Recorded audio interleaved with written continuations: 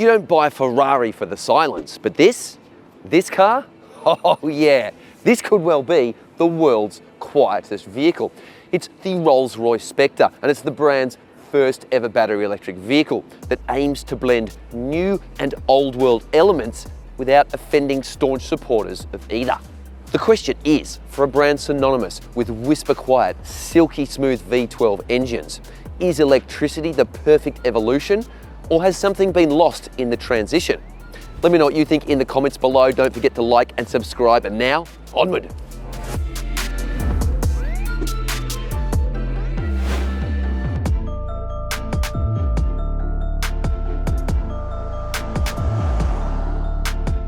Rolls-Royce is best known for two things: making high-end luxury cars with a jaw-dropping attention to detail and its ultra-smooth V12 engines.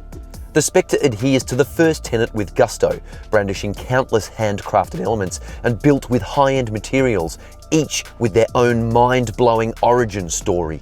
But the beating heart and soul of its predecessors, the iconic 6.75-litre V12, has been abandoned in the name of progress. The Spectre, powered by dual electric motors and taking the high-tech road, as it were. There's only one model available. This one starts at $770,000, but find me a Rolls-Royce buyer who doesn't customize their ride with options galore, and I'll shave my head and join a monastery. This particular vehicle is priced at $1.12 million on the road, thanks to several options that any self-respecting Rolls-Royce buyer would want, including the shooting star headliner inside and plenty more besides, all of which I'll cover in the rest of the video. The British-built cruiser has a 4-year warranty, which isn't class-leading, nor are the service intervals, but most owners will have minions to carry out menial tasks like dropping the vehicle off at the service centre. From 50 paces, the design is unmistakably Rolls-Royce. Those long lines, the broad shoulders, and that gorgeous side profile. I'm a fan. But zoom in and the attention to detail is off the scale. See this coach lining here? It's hand painted by a dude called Mark Court, and he's the only bloke on the planet trusted to do the job. The regular paint is anything but regular either. This one is Midnight Sapphire and is made up of several layers weighing several kilograms. I visited the UK factory in Goodwood back in 2016, and some of the finishes see 45 kilograms of paint applied to a single car. There are more than 40,000 shades, tones and colours available, and if they do not have what you're looking for, Rolls-Royce will create a custom colour just for you. And get this, no one else is allowed to use that colour without your express permission. Even the boring stuff we normally run through in our standard reviews is next level here. Take the grille for instance. It's polished stainless steel. It's heavy. Rolls-Royce doesn't care because it looks good. It's got these angled vertical strakes, and this one is also backlit, not that you can tell at the moment. Plus, it's the widest grille ever fitted to a Rolls-Royce. Check out the theft-proof Spirit of Ecstasy or Flying Lady. She's backlit on this model and is also slightly different to previous versions of the tiny statue, canted forward now. And would you believe that improves the aerodynamics of this vehicle, which has a drag coefficient of just 0.25, making it the most aerodynamic roller to date. But let's face it, bluff-nosed Rolls-Royces don't really set the bar very high. The mellifluous V12 combustion engine that has been the hallmark of Rolls-Royce vehicles for as long as I can remember has now been replaced with this giant metal cover. It's a shame in a lot of ways, and it is a departure from the brand's roots, but dual E-motors pump out impressive power and torque levels, and there's no turbo lag, no driveline delay, and virtually no noise. The 0 to 100 km/h sprint takes just 4.5 seconds, which is pretty nifty for an almost 3-tonne coupe. Now, the all-wheel drive system helps in this regard, as does the single-speed gearbox, meaning uninterrupted power delivery. The 102 kilowatt-hour lithium-ion battery pack weighs a hefty 700 kilograms and provides the vehicle with a claimed cruising range of 530 kilometers. Range anxiety won't be an issue for most owners. They'll have a helicopter or private jet for longer drives. Speaking of long, check out these doors. Measuring 1.5 metres, they are the longest ever fitted to a Rolls-Royce, and they improve access to the lavish cabin.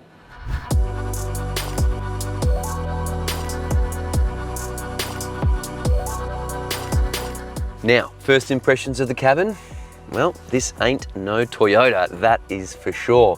What really strikes me is how old school it feels. The organ flutes used to open and close the air vents are just divine, all polished metal of course, while the vents themselves are like expensive jewellery, able to rotate every which way within their chamfered housings. There's a simple logic to the cabin layout, and I really like that. Rolls-Royce could have made a Robotech monster from the future with no physical controls and a dozen digital screens, but this feels appropriate and it doesn't insult the car's heritage, it celebrates it. To call the fit and finish superb would be an understatement. The leather upholstery is second to none, quite literally. That's because the cowhides are procured from high altitude alpine cattle, because there's fewer fences and mosquitoes, which means fewer blemishes. The power adjustable seats have heating, cooling and massaging functionality, naturally. It takes around 400 pieces of leather to upholster a single Rolls-Royce motor vehicle, which translates to around 11 cowhides.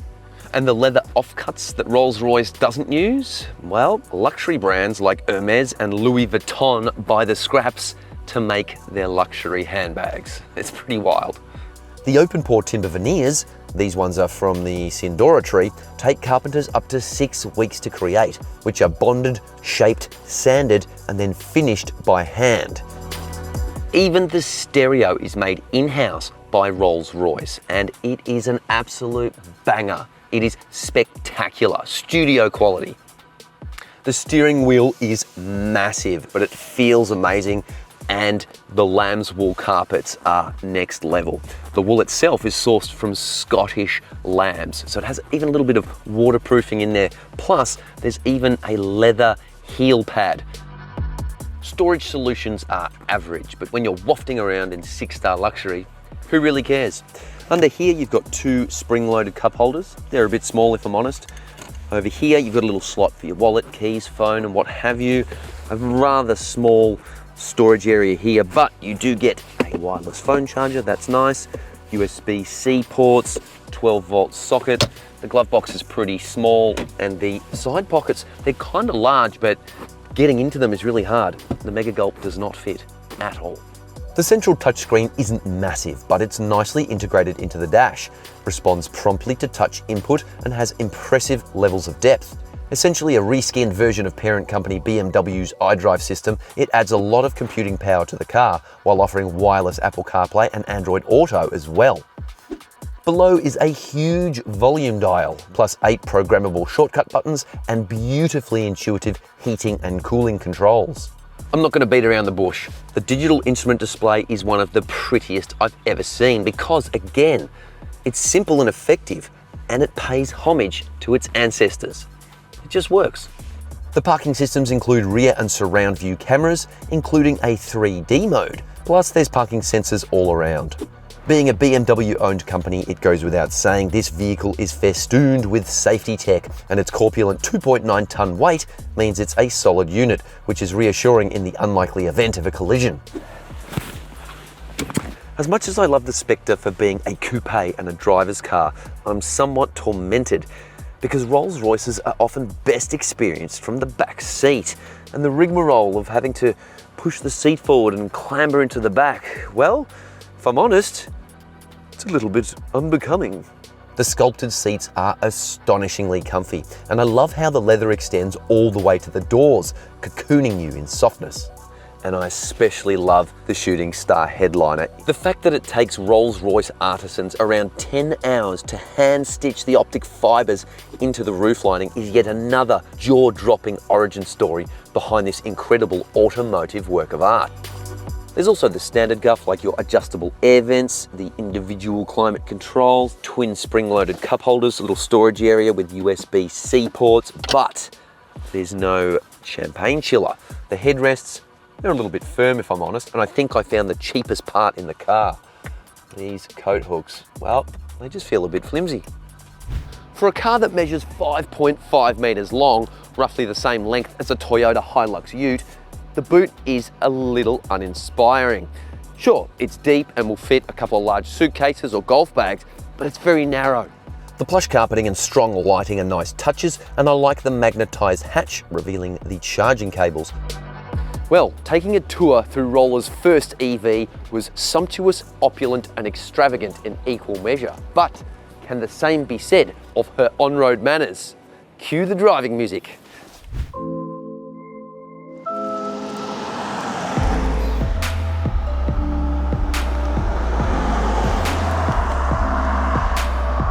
It only takes a few minutes of driving to realise that, yes, Rolls-Royce first EV has magnificent on-road manners.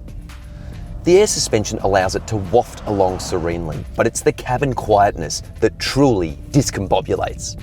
This has to be the quietest car on planet Earth. It's almost like sensory deprivation, until the massaging armchairs fire up. Word on the street is that prototype mules of this car were so quiet, they spooked test drivers and made them feel unsettled, leading Rolls-Royce to dial back the soundproofing. The fact is, you need some outside sounds, you need some external stimulus to drive safely, but the sense of peacefulness and tranquility inside the cabin is nevertheless profound. There's even sound retarding foam inside the tyres, and the result is that only significant thumps are heard, and the EV powertrain has been tuned to be ultra quiet as well. And how's this? There's no active noise cancellation system like in other rollers, which makes the car's silence even more impressive. The powertrain isn't quite as alien as the super silent cabin, but bear in mind, this is Rolls-Royce first EV, so it has to be good. And you know what? It exceeds expectation. Not only does the 900 Newton meter dual motor powertrain hurl this 2.9 tonne brick towards the horizon with almost religious zeal, it does so in a very Rolls-Royce fashion. Throttle response? Well, it's instant and forceful, but never neck-snappingly violent like in some EVs. Do I miss the mellifluous rise and fall of the 12-cylinder symphony? Well, not really. It's more responsive, it's more powerful. And look, Rolls-Royce cars have always been about unobtrusive power. And to that end, the e-motors suit this car to a T. Driving the car is an absolute pleasure, and despite being fitted with adjustable air suspension, adaptive dampers, and enough computing power to tweak just about every dynamic aspect from the power delivery to steering response, there's no switchable drive modes. This is really refreshing and makes the drive more relaxing, because true luxury is not having all these menus and dozens of systems to have to flick through. It's about having all those things handled for you. And how's this? Dual cameras in the top of the windscreen are constantly scanning straight roads ahead. And if they detect big lumps and bumps, they will decouple the anti-roll bars, allowing each wheel to act independently, which in turn makes the car glide over rougher roads. It's very impressive. You do feel some reverberations through the suspension at slower speeds, over sharper, smaller hits, but by and large, it's a bona fide land yacht. Chassis dynamics are not as boat-like as I had anticipated, and manhandling almost 3 tons of British Luxo barge through corners is far less scary than it should be. Granted, the steering is so light and floaty and almost viscous, you wouldn't want to push too hard, and there is a sense of detachment between car and driver. But the fact that owners can turn up the tempo on twisty roads and have a bit of fun is heartening. Range is quoted at 530 kilometres, but our testing puts that figure closer to 450 kilometres. Despite being an advanced digital beast, it still feels like an analogue vehicle and behaves like a Rolls-Royce should, gliding around with authority while cosseting occupants in the lap of luxury. This is peak motorcar right now. There simply is nothing better. It's an incredible creation on every level. And unlike many car brands that are struggling with how to effectively execute their EV products, electric power suits this brand marvelously. This is definitely a Rolls-Royce first and an EV second. It could have been a radical departure from the brand's tried and tested approach, but instead it's casually raised the bar and set a new luxury benchmark. Highly recommended. Thanks for watching the vid. Hope you enjoyed it. Don't forget to like and subscribe and leave a comment. What do you reckon? Is this worth 1.12 million bucks?